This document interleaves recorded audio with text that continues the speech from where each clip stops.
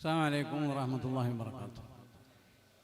بسم الله الرحمن الرحيم. الحمد لله رب العالمين، الصلاة والسلام على أشرف المرسلين وعلى آله وأصحابه وأتباعه ومن سلك مسلكه ودعا بدعوته إلى يوم الدين. أما بعد فأوصيكم وإياي أولا بتقوى الله.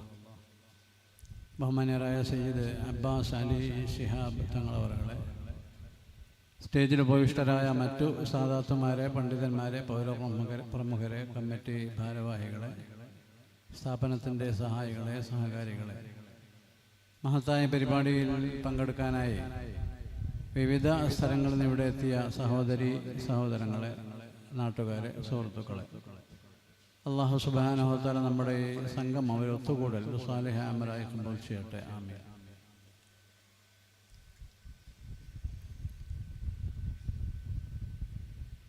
ഏകദേശം 9.5 വർഷങ്ങൾക്ക് മുൻപാണ്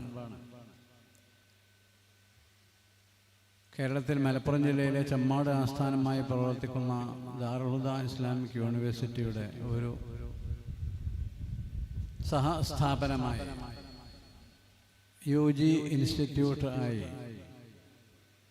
മാടന്നൂരിലെ നൂറുൽ ഹുദ ഇസ്ലാമിക് അക്കാദമി ആരംഭിച്ചത്.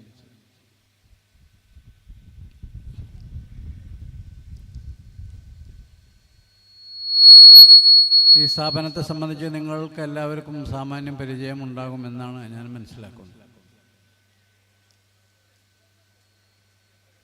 പക്ഷേ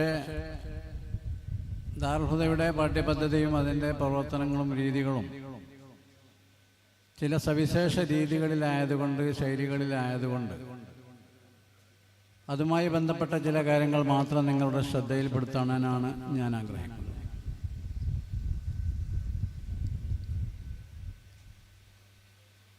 വിശുദ്ധ ഇസ്ലാം എന്ന് പറഞ്ഞാൽ മുസ്ലിംകൾക്ക് മാത്രമുള്ള മതമല്ല.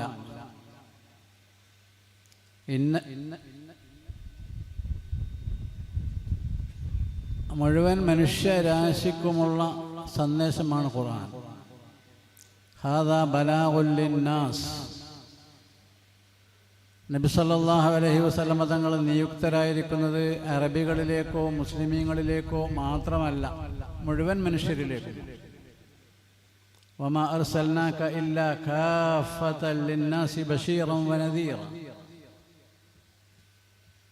മനുഷ്യനോടാണ് ഖുർആന്റെയും നബിതങ്ങളുടെയും അഭിസംബോധന. യാ അയ്യുഹൽ ഇൻസാൻ മാ ഗർറക ബിറബ്ബിക്കൽ കരീം الذي خلقك فسواك فأحسن صورك. يا أيها الإنسان إنك كادح إلى ربك كادحا فملاقيه തുടങ്ങിയുള്ള ധാരാളം ആയത്തുകളിലൂടെയും ഹദീസുകളിലൂടെയും ഒക്കെ മനുഷ്യരാശിയോടാണ്, അത് ലോകാവസാനം വരെ വരാൻ പോകുന്ന മനുഷ്യ സമൂഹത്തോടാണ് ഖുർആൻ അഭിസംബോധന ചെയ്യുന്നത്. പ്രവാചക തിരുമേനിയും അങ്ങനെ തന്നെയാണ്. അത് വിശദീകരിക്കാൻ ഇവിടെ സമയമില്ല. നബി സല്ലല്ലാഹു അലൈഹി വസല്ലം തങ്ങളുടെ അവസാനത്തെ ഹജ്ജത്തുൽ വിദാഇന്റെ പ്രസംഗത്തിൽ വളരെ ഗൗരവത്തിൽ പറഞ്ഞ ഒരു വിഷയം, ഇന്നും ഇന്ത്യ മഹാരാജ്യത്ത് ഒരു ശമനവും വരുത്താൻ കഴിയാത്ത, പരിഹാരം കാണാൻ കഴിയാത്ത ഒരു കാര്യമായിരുന്നു. സ്ത്രീകളുടെ വിഷയമായിരുന്നു. സ്ത്രീകളുടെ സേഫ്റ്റി, സ്ത്രീകളുടെ സുരക്ഷ, സ്ത്രീകളുടെ മാന്യത, സ്ത്രീകളുടെ ഉന്നതമായ പദവി. 6-ാം നൂറ്റാണ്ടിൽ വന്ന മതമാണ് ഇസ്ലാം എന്ന് പറഞ്ഞ് ഇസ്ലാമിനെ അവഹേളിക്കാനും തരം താഴ്ത്താനും പരിഹസിക്കാനുമൊക്കെ കുറേ ആളുകൾ നമ്മുടെ നാടുകളിൽ പ്രവർത്തിച്ചു കൊണ്ടിരിക്കുന്നു, അങ്ങുമിങ്ങും നടന്നുകൊണ്ടിരിക്കുന്നു. പക്ഷേ 1500 കൊല്ലം മുമ്പ് ഇസ്ലാമിൻ്റെ പ്രവാചകൻ സ്ത്രീകൾക്ക് നൽകിയ ആ സുരക്ഷയുടെ 1000-ലൊരംശം പോലും ഇന്ന് പരിഷ്കൃത സമൂഹമെന്ന് അവകാശപ്പെടുന്ന ഇന്ത്യൻ സമൂഹത്തിന് നേടിയെടുക്കാൻ കഴിഞ്ഞിട്ടില്ല. ഇത് വളരെ വിശദീകരിച്ച് സംസാരിക്കേണ്ട ഒരു വിഷയമാണ്. മക്കയിൽ നിന്ന് മദീനയിലേക്ക്, മദീനയിൽ നിന്ന് ഹീറയിലേക്ക്, ദൂരദിക്കുകളിലേക്ക് ഒരു സ്ത്രീക്ക് ഒറ്റക്ക് മരുഭൂമിയിലൂടെ യാത്ര ചെയ്യാൻ പറ്റിയ അവസ്ഥ പ്രവാചകൻ ഉണ്ടാക്കി.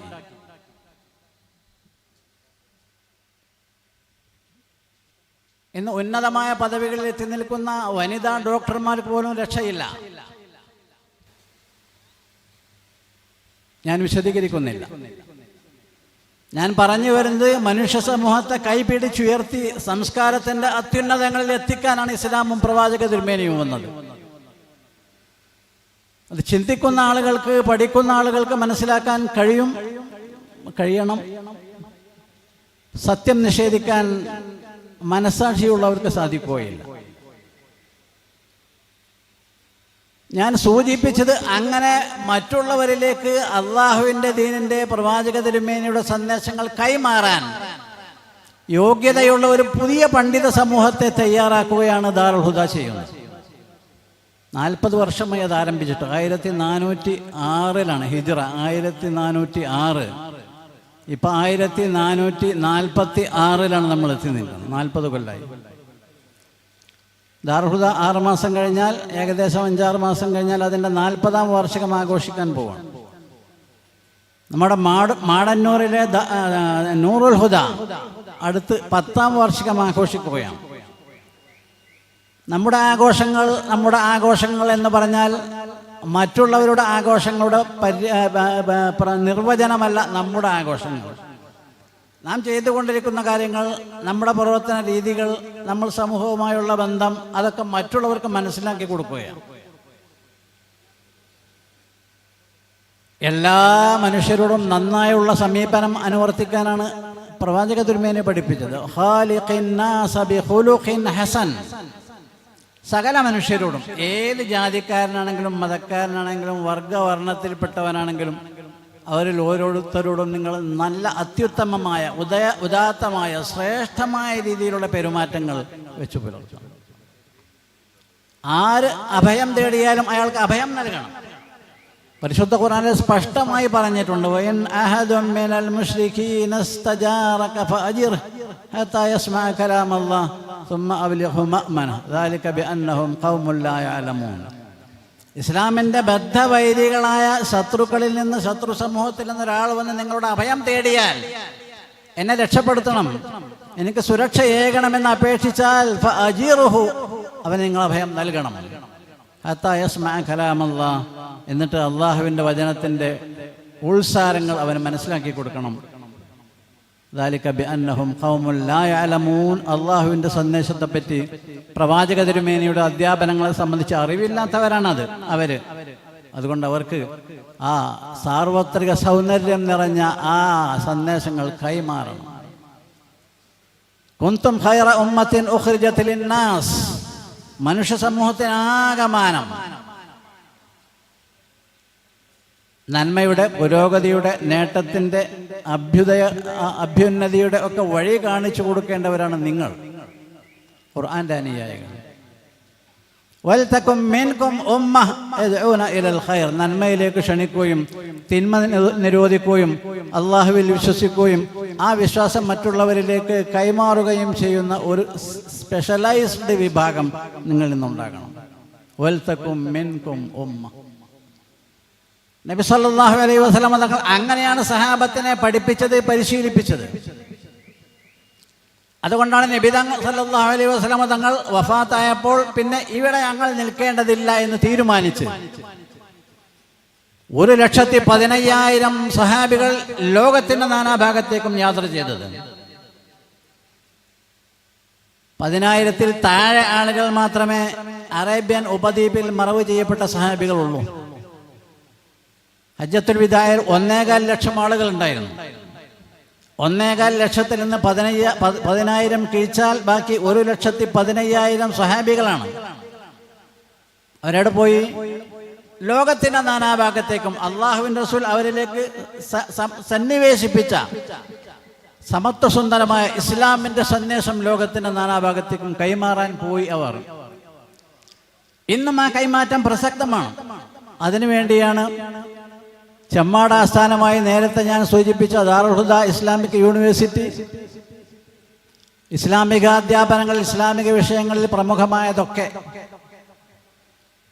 ഭൗതിക ലൗകിക വിഷയങ്ങളിൽ പ്രധാനമായതൊക്കെ അറബി, ഉറുദു, ഇംഗ്ലീഷ്, പ്രാദേശിക ഭാഷ 4 ഭാഷകൾ പഠിപ്പിച്ച് ഒരു പുതിയ യുവ പണ്ഡിത നിരയെ സമൂഹത്തിന് സമർപ്പിക്കുന്നു.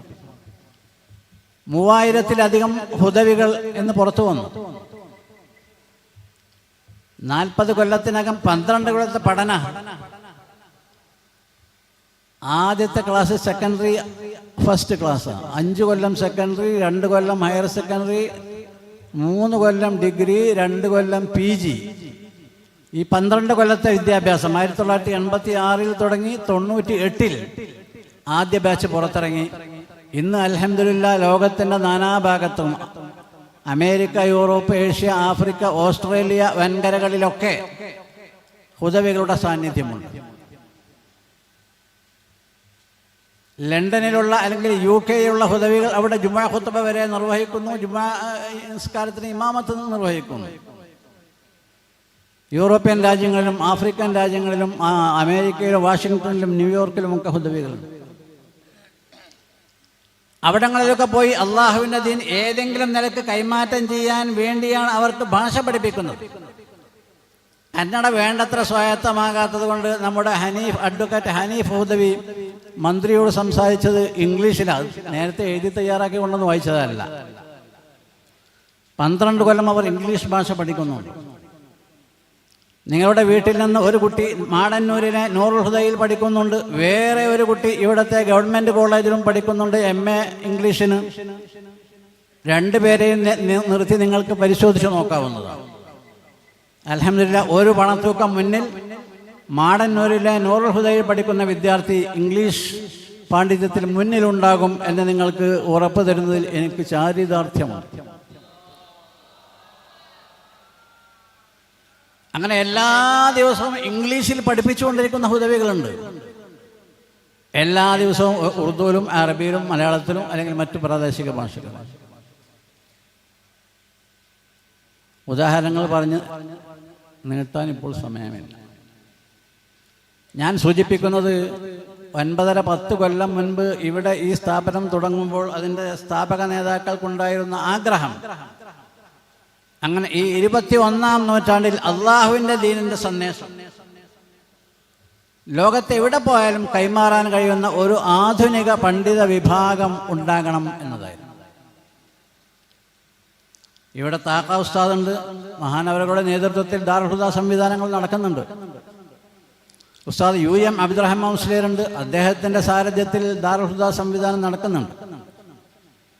ഇവിടെ ഈ പിൻസീറ്റിലിരിക്കുന്ന ലൈറ്റ് പച്ച കളറിട്ട കുപ്പായം അബ്ദുൽ കരീം ഹാജി, അദ്ദേഹം സ്വന്തമായി 6 ഏക്കർ ഭൂമി ദാറുൽ ഹുദ സ്ഥാപനത്തിന് നൽകി ദാറുൽ ഹുദ ഉണ്ടാക്കി അദ്ദേഹത്തിൻ്റെ അടുത്ത് പ്രവർത്തിച്ചുകൊണ്ടിരിക്കും.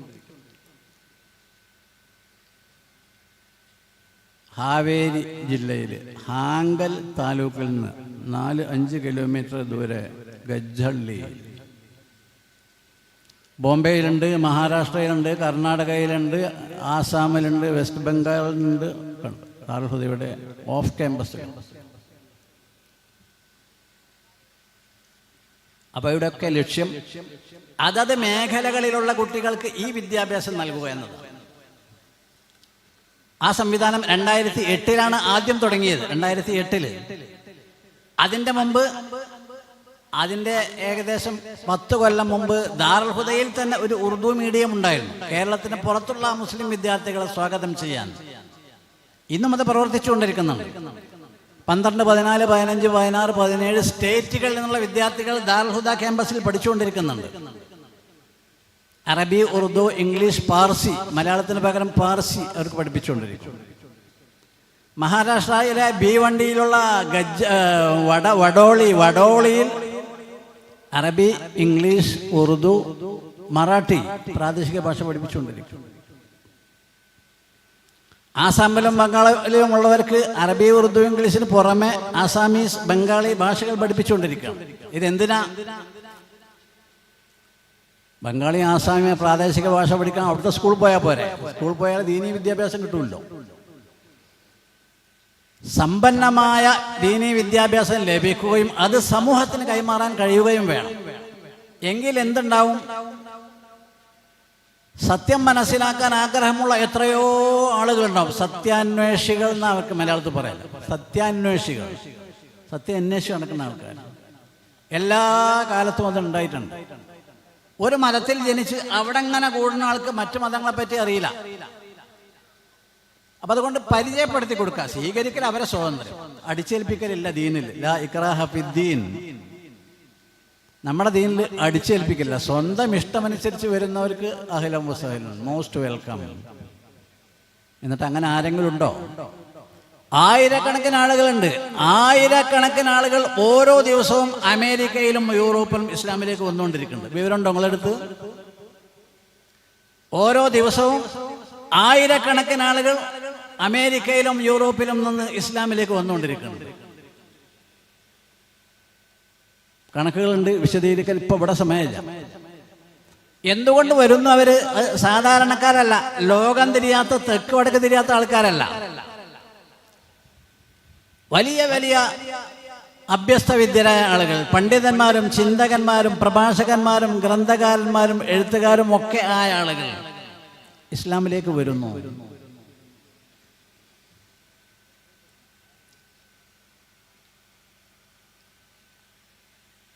ജോറം വാൻ ക്ലാവരൻ ഉദാഹരണം. 5 കൊല്ലം മുമ്പ് ഇസ്ലാമിലേക്ക് വന്ന വലിയ ഒരു വ്യക്തിത്വത്തിന്റെ ഉടമ, ഇസ്ലാമിന്റെ ബദ്ധവൈരിയായിരുന്നു അയാളുടെ നാട്ടിലെ പാർലമെന്റിൽ അയാൾ മെമ്പറായിരുന്നു.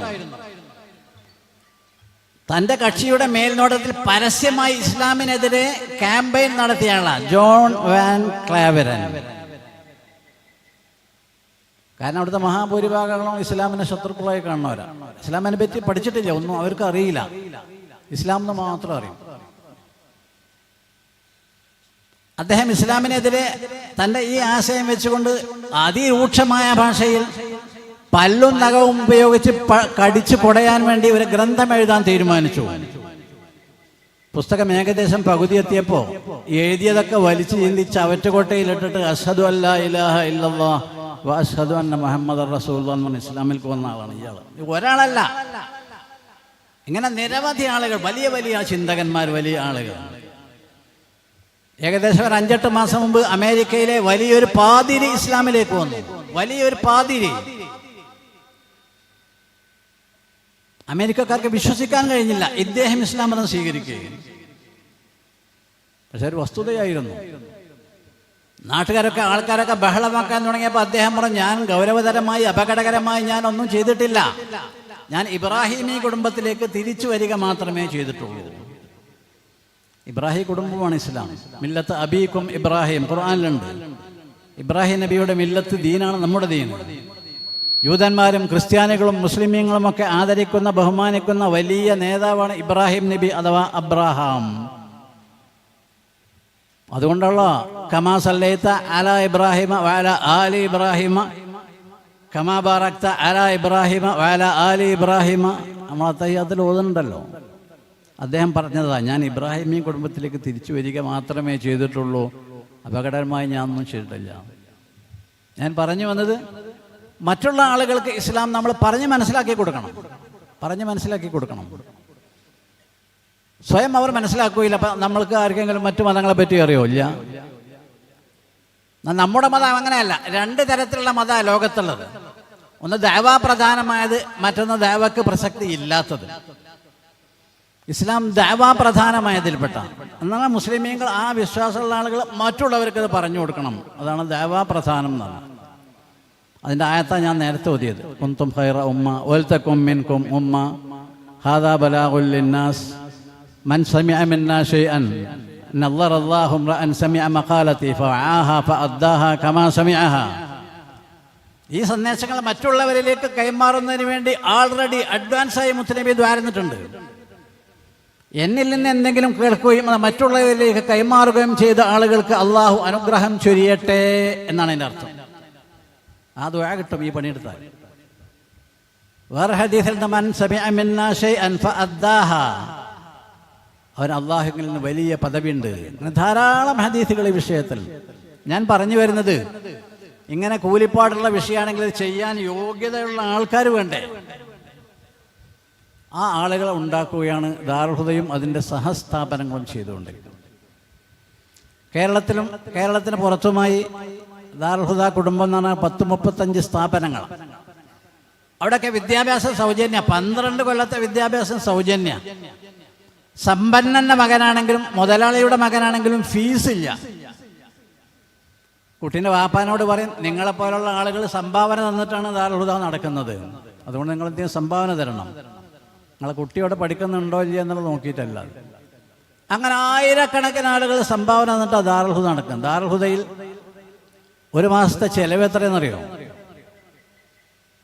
ഒരു മാസത്തെ ചെലവ് 2.5 കോടി, 2.25 കോടി, 3 കോടി, 3.25 കോടി.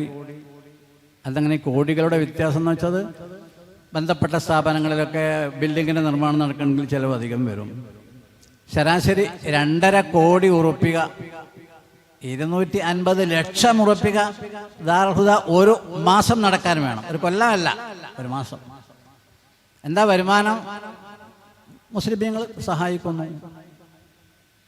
40 കൊല്ലമായി തുടങ്ങിയിട്ട്, 40 അല്ല, അതിന് മുമ്പ് തറക്കല്ലിട്ട് ബിൽഡിംഗ് നിർമ്മാണത്തിന് ആവശ്യമായ 2.5 കൊല്ലമുണ്ട്. ഒക്കെ അന്നും മുസ്ലിമീങ്ങൾ അല്ലെങ്കിൽ സന്മനസ്സുള്ള ആളുകൾ സഹായിച്ചത് കൊണ്ടാണ് അന്ന് മുതൽ ഇന്ന് വരെ നടന്നു വരുന്നത്.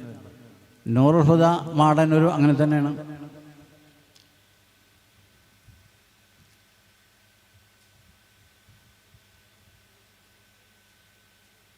ജനങ്ങളുടെ മനസ്ഥിതി, ജനങ്ങളുടെ സ്റ്റാറ്റസ് വെച്ച് സംസാരിക്കണം. ദഅവത്തിൻ്റെ ആളുകൾ പ്രത്യേകിച്ച്.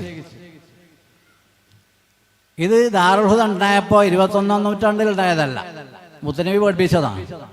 നഹ്നു മആശിറൽ അംബിയാഇ ഉമിർനാ അൻ നുനസ്സില അന്നാസ മനാസിലഹും വഅൻ നുകല്ലിമഹും അലാ ഖദ്രി ഉഖൂലിഹിം.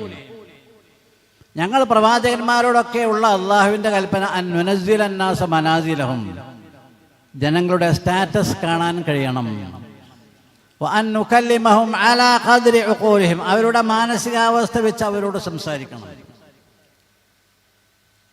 ഒരു ഗ്രാമീണ അറബി വന്ന് ചോദിച്ചു, നബി ആളുകളൊക്കെ മരിച്ചുപോയാൽ പിന്നെ ഞാൻ രണ്ടാമത് ഹയാത്താക്കുക? നബി അയാൾക്ക് പറഞ്ഞു കൊടുത്തു, അയാൾക്ക് മനസ്സിലാകുന്ന ഭാഷയിൽ പറഞ്ഞു കൊടുത്തു. അയാൾക്ക് മനസ്സിലായി, സമ്മതിച്ചു. ആ ശരി. വലിയ വിദ്യാഭ്യാസമുള്ള ആളുകൾ, വലിയ സ്ഥാനമാനങ്ങളുള്ള ആളുകൾ നബിയുടെ അടുത്ത് വരും. അവരുടെ സ്റ്റാറ്റസ് അനുസരിച്ചാണ് അവരുടെ സമീപനം. സുമാമത്ത് ബിൻ ഉസാൽ എന്ന് പറയുന്ന ബനു ഹനീഫ ഗോത്രത്തിൻ്റെ നാട്ടുരാജാവിനെ സഹാബികൾ പിടിച്ചുകൊണ്ടുവന്നു തടവുകാരനായി. മദീനയിലെ പള്ളിയിലെ ഒരു തൂണിൽ അദ്ദേഹത്തെ ബന്ധനസ്ഥനാക്കാൻ നബി പറഞ്ഞു. 1-ാം ദിവസം കഴിഞ്ഞു, 2-ാം ദിവസം കഴിഞ്ഞു, 3-ാം ദിവസവും കഴിഞ്ഞു. നബി പറഞ്ഞു അദ്ദേഹത്തെ അഴിച്ചുവിടാൻ, കെട്ടഴിച്ചുവിടാൻ. ഈ 3 ദിവസം മദീനയിലെ പള്ളിയിൽ ബന്ധനസ്ഥനാക്കാൻ പറഞ്ഞത് സഹാബികൾ ദിനരാത്രം രാപ്പകൽ ഭേദമന്യേ അവിടെ വന്നും പോയും ഇരുന്നു, നിസ്കരിച്ചു, സംസാരിച്ചു, ഇൽമിയായ വിഷയങ്ങൾ ചർച്ച ചെയ്തു, ഖുർആൻ പഠിച്ചു, ഖുർആൻ മനഃപ്പാഠമാക്കുന്നവരുണ്ടായിരുന്നു. ഇതൊക്കെ ഇയാൾ കണ്ടുകൊണ്ടിരിക്കണം. ആരും ഒന്നും പറയാതെ മൂപ്പര് പുറത്തിറങ്ങിപ്പോയിട്ട് അടുത്ത ഈത്തപ്പനത്തോട്ടത്തിൽ കയറിയിട്ട് ജലാശയത്തിൽ നിന്ന് കുളിച്ച് വൃത്തിയായി വന്നിട്ട് അഷ്ഹദു അല്ലാ ഇലാഹ ഇല്ലല്ലാഹു അന്നക റസൂലുള്ളാഹ്, സ്വയം മുസ്ലിമായി. അതാണ് ദാലിക ബിഅന്നഹും ഖൗമുൻ ലാ യഅലമൂൻ. പുറത്തുള്ള ആൾക്കാർക്ക് ദീനിനെ പറ്റി അറിയില്ല, നിങ്ങൾക്ക് പറഞ്ഞു കൊടുക്കും. പറഞ്ഞു കൊടുത്ത സ്ഥാനത്തായിരുന്നു ഇദ്ദേഹത്തിൻ്റെ 72 മണിക്കൂർ തടവ്. 3 ദിവസം നമ്മൾ കെട്ടിയിട്ടു. ഇദ്ദേഹം ഇതൊക്കെ കണ്ടു. നബി തങ്ങളുടെ സ്ഥാനമാനങ്ങൾ മനസ്സിലാക്കി. പണ്ട് വലിയൊരു ചക്രവർത്തി പറഞ്ഞിട്ടുണ്ട്, മുഹമ്മദിനെ അനുയായികൾ ബഹുമാനിക്കുന്നത് പോലെ ഒരു രാജാവിനെയും അദ്ദേഹത്തിൻ്റെ അനുയായികൾ ബഹുമാനിക്കുന്നതായി ഞാൻ കണ്ടിട്ടില്ല. നബി തങ്ങളോടുള്ള സഹാബത്തിൻ്റെ ആദരം, ബഹുമാനം അങ്ങനെയായിരുന്നു. നമ്മളും അങ്ങനെ തന്നെയാണ്. നബിയെ കണ്ടിട്ടില്ലെങ്കിലും നമ്മുടെ ജീവനേക്കാൾ വില നാം നബിക്ക് കൽപ്പിക്കുന്നു. അങ്ങനെയാണ് ഇസ്ലാം. ലോകത്തിന് വല്ല നന്മയും നേടിക്കൊടുത്തിട്ടുണ്ടെങ്കിൽ അത് നബിയാണ്. സ്നേഹത്തിൻ്റെയും സാഹോദര്യത്തിൻ്റെയും അയൽപക്ക മര്യാദകളുടെയും ജാതിമത വ്യത്യാസമില്ലാതെ മനുഷ്യൻ എന്ന കൺസെപ്റ്റ്, താല്പര്യം, കാഴ്ചപ്പാട് സംരക്ഷിച്ച നബിയാണ്. ധാരാളം ഉദാഹരണങ്ങൾ അതിനുണ്ട്. ആ ദീൻ, സമത്വസുന്ദരമായ ദീൻ മറ്റുള്ളവർക്ക് പറഞ്ഞ് മനസ്സിലാക്കി കൊടുത്താൽ മനസ്സിലായവർ സ്വീകരിക്കും. മാധവിക്കുട്ടിയെ അറിയുമായിരിക്കും നിങ്ങൾ. കേരളത്തിലുള്ള വലിയ കവിയായിരുന്നു, കവയിത്രിയായിരുന്നു. കേരളത്തിലെ വലിയ കുടുംബത്തിൽ പിറന്നവരാണ് അവർ. അവരുടെ സഹോദരങ്ങളൊക്കെ ഇന്നും വലിയ വലിയ പൊസിഷനുകളിലുണ്ട്. അവർ ഇസ്ലാം മതം സ്വീകരിച്ചു. കമല സുറയ്യ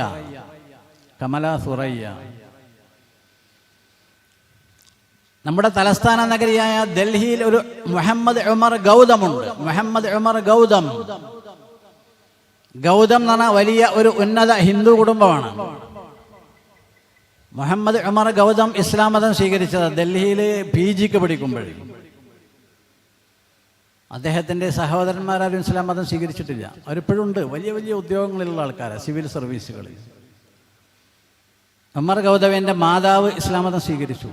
മോൻ പറഞ്ഞിട്ട്, മോൻ മനസ്സിലാക്കി കൊടുത്തിട്ട്. ഗൗതം ആ കുടുംബത്തിൻ്റെ പേരാണ്. അദ്ദേഹം നമ്മുടെ കേരള ദാറുൽ ഹുദയിൽ ഒന്നിലധികം പ്രാവശ്യം വന്നിട്ടുണ്ട്. ഞാൻ അദ്ദേഹത്തിൻ്റെ ആസ്ഥാനത്തും പോയിട്ടുണ്ട്. സത്യം മറ്റുള്ളവർക്ക് മനസ്സിലാക്കപ്പെടണം എന്നാണ് ഞാൻ പറഞ്ഞതിൻ്റെ അർത്ഥം. അതിൻ്റെ ഗുണഫലങ്ങളുണ്ട്, അത് നടക്കണം. ഇതിൽ നിർബന്ധമില്ല. ഓരോരുത്തരുടെയും മൗലികാവകാശമാണ് മറ്റു കാര്യങ്ങൾ മനസ്സിലാക്കുന്നത്. മറ്റു കാര്യങ്ങൾ മനസ്സിലാക്കാനുള്ള അവകാശം ഓരോ മനുഷ്യനുമുണ്ട്. അപ്പോൾ ഇസ്ലാമിനെ പറ്റി മനസ്സിലാക്കാൻ അയാൾക്ക് മൗലികാവകാശമുണ്ട്. നമ്മുടെ ഭരണഘടന എടുത്താലോ ഏത് മതം സ്വീകരിക്കുന്നവനും ഇവിടെ സാധാരണ രീതിയിലുള്ളതൊക്കെ ചെയ്യാം. സ്ഥാപനം ഉണ്ടാക്കാം, സ്ഥാപനത്തിന് വേണ്ടി സംഭാവന പിരിക്കാം, സ്ഥാപനത്തിൻ്റെ അവിടെ പഠിപ്പിക്കപ്പെടുന്ന അറിവിൻ്റെ രീതി അനുസരിച്ചുള്ള സാംസ്കാരിക ജീവിതം നയിക്കാം, പ്രാർത്ഥനകൾ നിർവഹിക്കാം. ഇതൊക്കെ ഭരണഘടനയിലുള്ളതാണ്. ഞാനത് കൂടുതൽ പറയുന്നില്ല. അപ്പം ആ അവകാശം നമ്മൾ നിർവഹിക്കണം. അതിനെ പറ്റിയ ആളുകൾ ഉണ്ടാക്കണം. 50 കൊല്ലമോ 100 കൊല്ലമോ മുമ്പ് ഉള്ള രീതി അല്ല 50 100 കൊല്ലം കഴിഞ്ഞാലുണ്ടാവുക. അത് മതപ്രബോധനത്തിൽ മാത്രമല്ല, എല്ലാ കാര്യങ്ങളിലും അങ്ങനെ തന്നെയാണ്. 100 കൊല്ലം മുമ്പുള്ള വീട് അല്ല നമ്മുടെ വീട്. അന്നത്തെ ഗൃഹനിർമ്മാണ ശൈലിയല്ല ഇന്നത്തെ ഗൃഹനിർമ്മാണ ശൈലി. അന്നത്തെ അതിഥി സൽക്കാര രീതിയല്ല ഇന്നത്തെ അതിഥി സൽക്കാര രീതി. ഒക്കെ മാറും. ഇന്ന് 21ാം നൂറ്റാണ്ടിൻ്റെ കാൽഭാഗം കഴിഞ്ഞല്ലോ. ഇന്നത്തെ സംസ്കാരമനുസരിച്ച്, ജനങ്ങളുടെ വിദ്യാഭ്യാസ രീതി അനുസരിച്ച് ജനങ്ങൾക്ക് സത്യം മനസ്സിലാക്കി കൊടുക്കണം. അപ്പം അതിന് 322 വിദ്യാർത്ഥികൾ ഇന്ന് ഇവിടെ പഠിച്ചുകൊണ്ടിരിക്കുന്നുണ്ട്. ദാറുൽ ഹുദ കുടുംബത്തിൽ ആകെ 10,500-ലധികം വിദ്യാർത്ഥികളുണ്ട്. കേരളത്തിനകത്തും പുറത്തുമായി 11,500-ലധികം വിദ്യാർത്ഥികൾക്കും സൗജന്യമാണ്. ഭക്ഷണ സൗജന്യമാണ്. അവിടെയുള്ള താമസം സൗജന്യമാണ്. ക്ലാസ് റൂമുകളിൽ വെച്ച് നൽകിക്കൊണ്ടിരിക്കുന്ന ട്യൂഷൻ അല്ലെങ്കിൽ വിദ്യാഭ്യാസം, തഅലീം, അധ്യാപനം സൗജന്യമാണ്. എന്തിന് സൗജന്യമായി നിർവഹിക്കപ്പെടണം? അള്ളാൻ്റെ ദീൻ ലോകത്ത് എവിടെയും പറയാനുള്ള കപ്പാസിറ്റി അവനുണ്ടാകണം, കഴിവുണ്ടാകണം.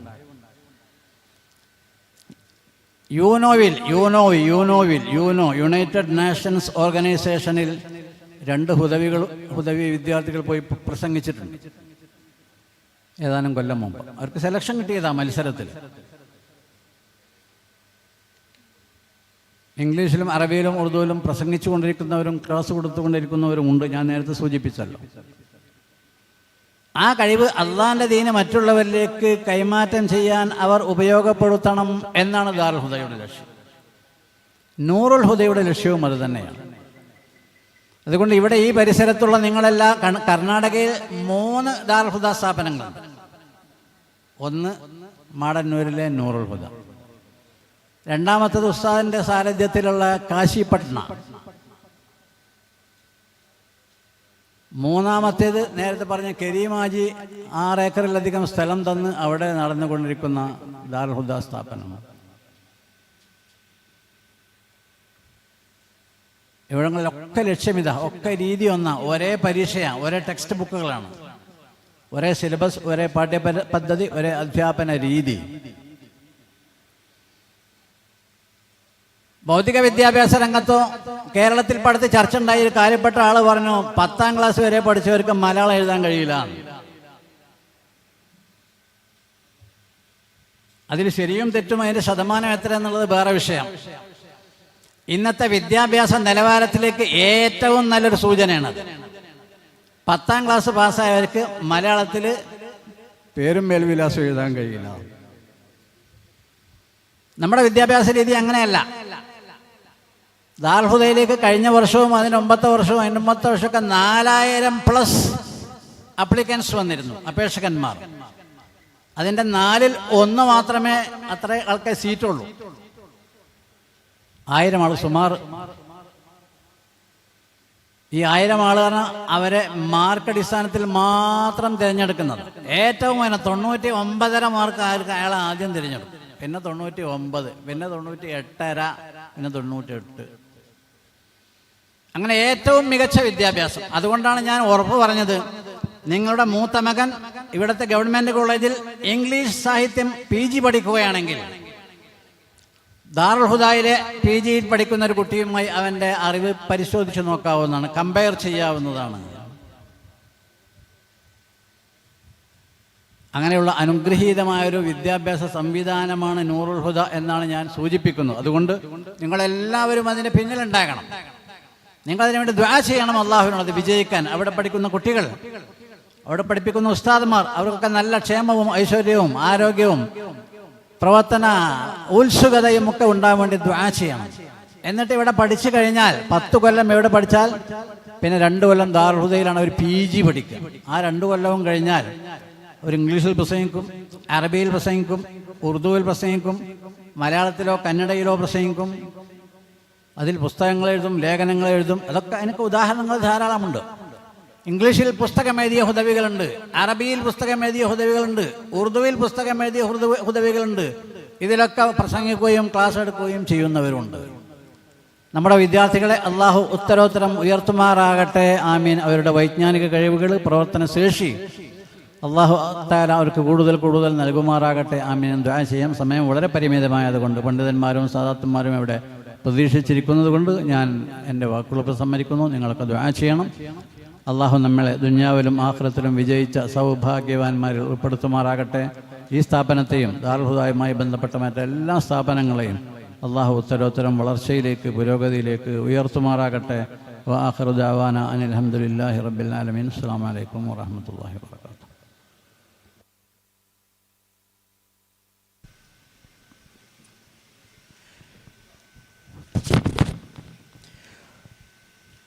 മുസ്ലിം കൈരളി